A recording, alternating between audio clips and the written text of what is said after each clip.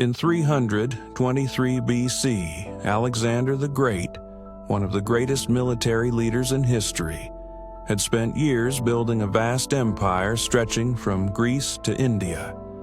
He led his armies across scorching deserts and towering mountains, achieving incredible victories and realizing his dream of uniting the known world under one banner. However, a tragic scene loomed on the horizon.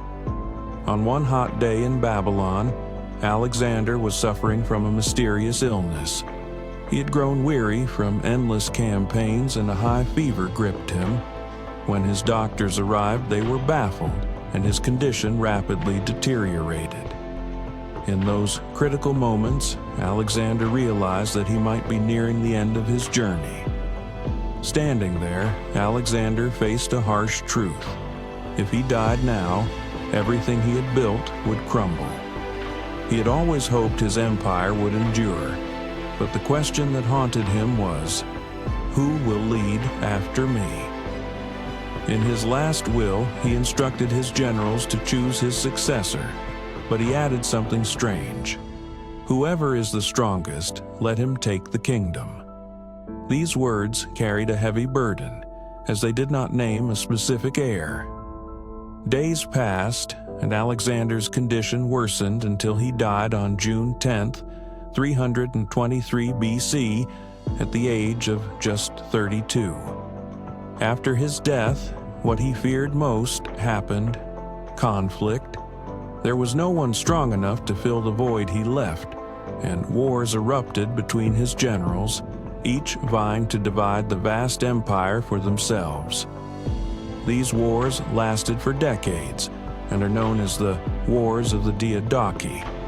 But in those wars, the empire was split into three main parts: the Seleucid Empire in the east, the Ptolemaic Empire in Egypt, and the Kingdom of Macedon in the west.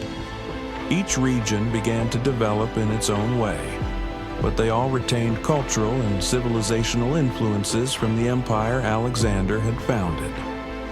One of the greatest outcomes of those wars was the spread of Hellenistic culture, which blended with Eastern cultures in lands like Egypt, Persia, and India.